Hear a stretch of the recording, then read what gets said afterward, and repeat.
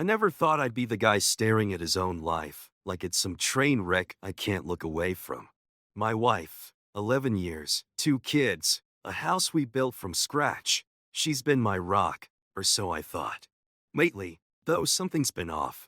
She's always on that dang phone. Working from home, sure, but it's not just emails and Zoom calls.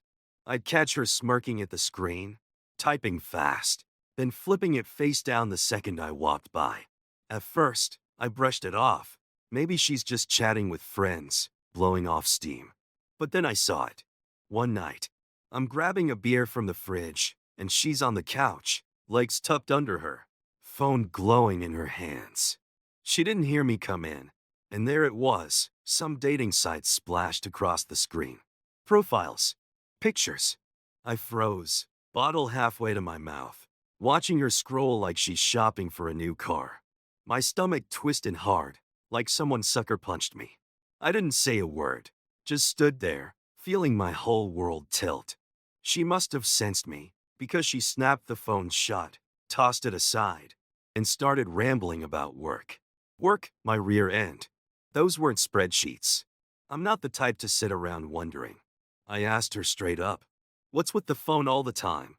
She laughed it off, said I was being paranoid, that it's just social stuff. But her eyes wouldn't meet mine, and that's when I knew. She was hiding something. Next day, I tried to check her phone, just to see, Locked.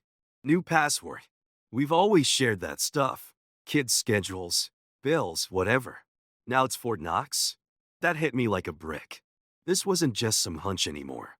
My wife, was pulling away, and I wasn't about to let it slide.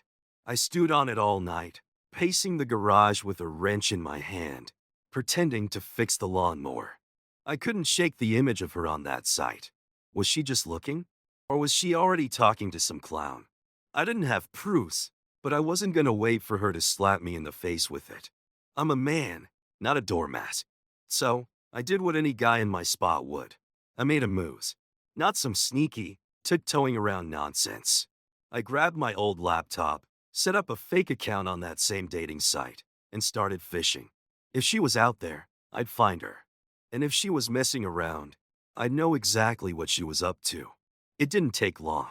Her profile popped up, different name, blurry pic, but I'd recognize that smile anywhere. My chest tightened, and I slammed the laptop shut for a second, just breathing hard. This was real.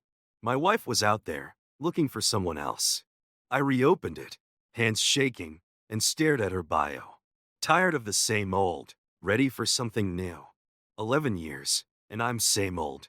I wanted to smash something, but instead, I clicked message. I wasn't playing games anymore. I needed to know how far she'd go, and how far she'd already gone.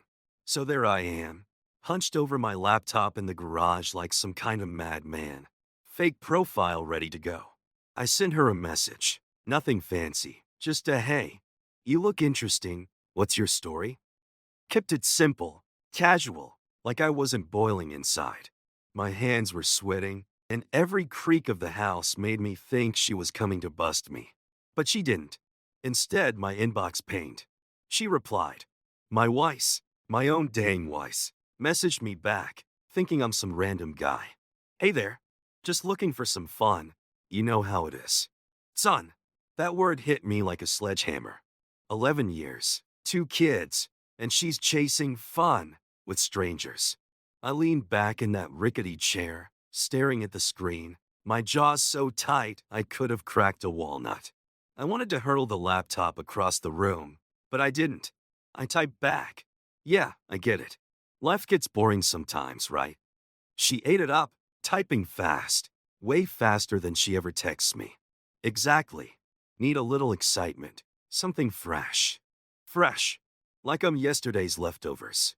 My blood was pumping so hard I could hear it in my ears, but I kept going. I had to know more, had to see how deep this hole went. We started chatting regular, every night, same time. She'd be in the living room, phone in hand, smirking away, while I'm out in the garage pretending to tinker with tools. She had no clue it was me on the other end. She'd zend about her boring life, dropping hints about being stuck, needing a thrill. I'd egg her on, playing the part. What's holding you back? And she'd spill more. Then it got real personal. She started flirting hard. Stuff she hasn't said to me in years. You sound like you'd know how to keep a girl on her toes, she wrote once. I almost laughed, but it came out more like a choke.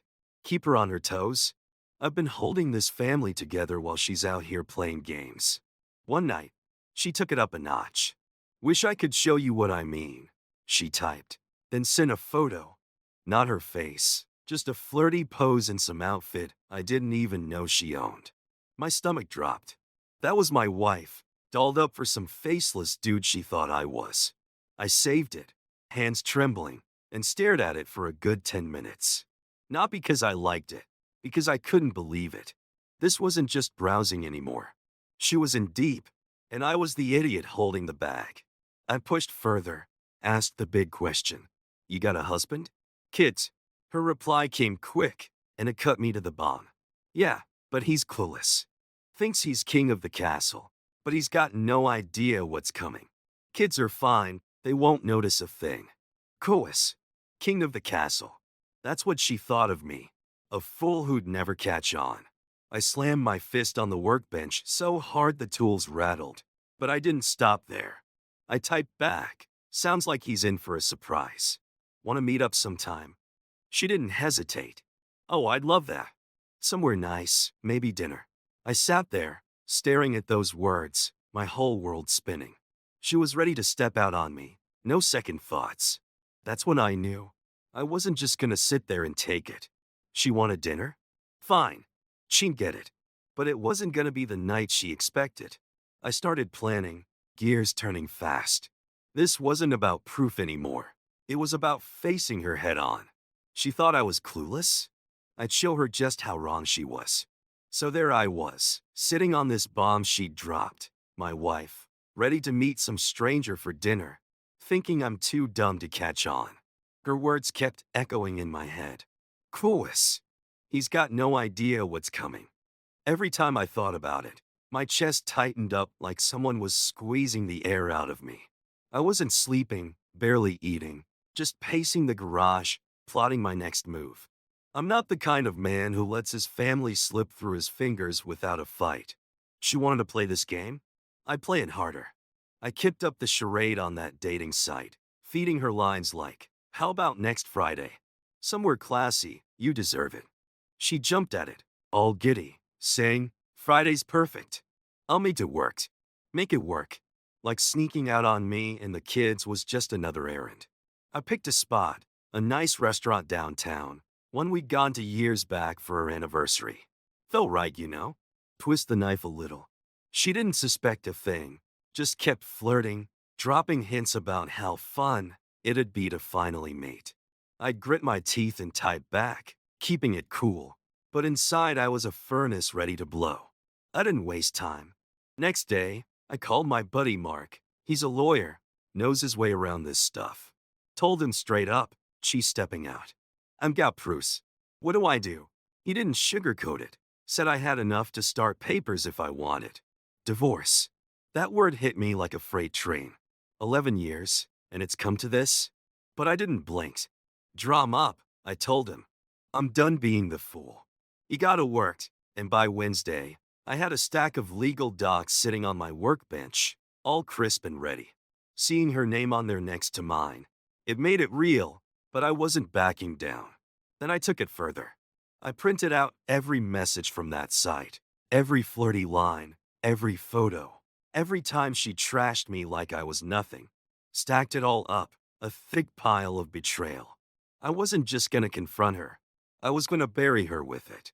I called the restaurant, booked a table under my fake name, and told the manager I'd need a favor. Bring out a tray with a lid. You know, the fancy kind. Papers underneath. Make it smooth. He didn't ask too many questions, just said, got it. Man, good enough. Friday rolled around, and I could barely look at her. She was buzzing around the house, humming, saying she had a work thing that night. Work thing. Right. I nodded, played along, told her I'd handle the kids. She didn't even flinch, just grabbed her purse and said, "Don't wait up." The second she walked out, I felt this surge, like a bull ready to charge. I got the kids settled with a movie, grabbed my stack of papers and those printouts, and headed downtown. My hands were steady, but my heart was jackhammering. This was it, no turning back. I got to the restaurant early, parked across the street, and watched her pull up. She stepped out, all dressed up, heels, hair done, looking like she hadn't in years. For me, that used to mean something. Now it was for some nobody she didn't even know was me. I waited, gave her time to settle in, then made my move. I handed the waiter the tray, divorce papers on the bottom, screenshots on top, and told him, "Table 7. Now." He nodded, and I stepped back, watching from the bar across the room. My pulse was pounding, but I wasn't nervous anymore. I was ready. I stood there at the bar, sipping a soda I didn't even want, eyes locked on her across the restaurant. She was at table 7, sitting pretty, checking her phone every 2 seconds like some lovesick teenager. That outfit, that smile, it wasn't for me anymore, and knowing that burned deep. The waiter was smooth, I'll give him that. He glided over with that silver tray, all polished and proper, and set it down in front of her. "Your order, ma'am," he said, voice flat, and stepped back quick. She looked confused for a second, probably expecting wine or some flirty note from her date. Then she lifted the lid. I couldn't see her face dead on, but I didn't need to. Her shoulders jerked, and the tray clattered loud enough to turn heads. Divorce papers stared up at her, bold and black, with that fat stack of screenshots right on top.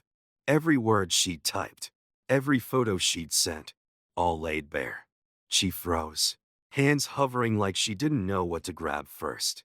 I took a step closer, close enough to hear her breath hitch, and that's when she flipped through the pages.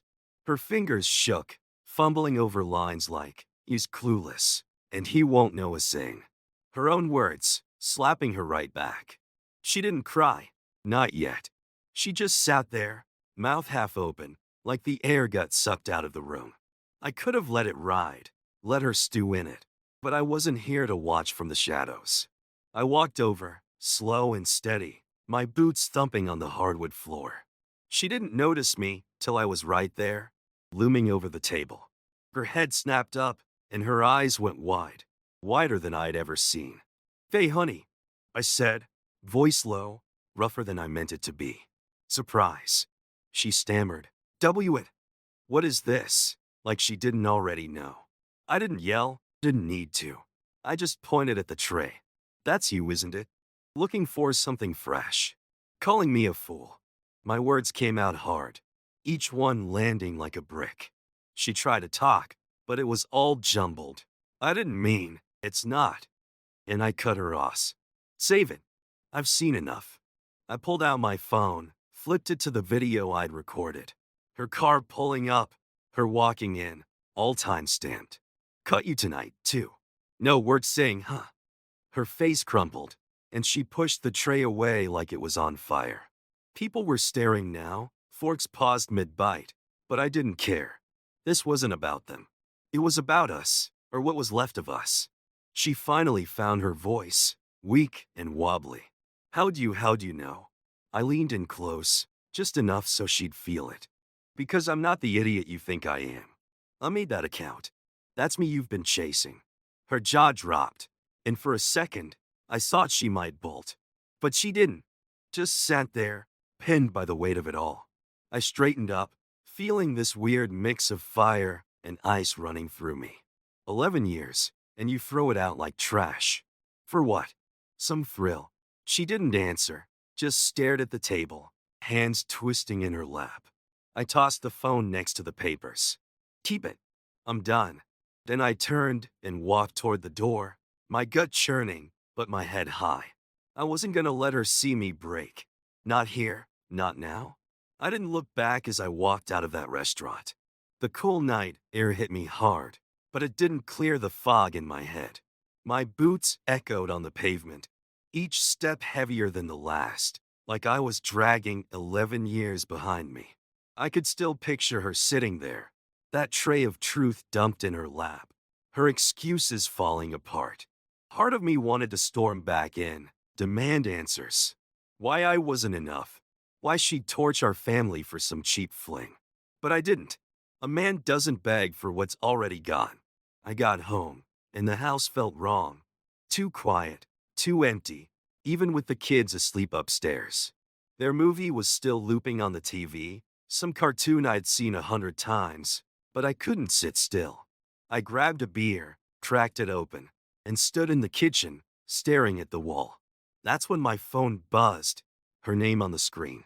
I almost didn't answer, but I hit the button anyway. What?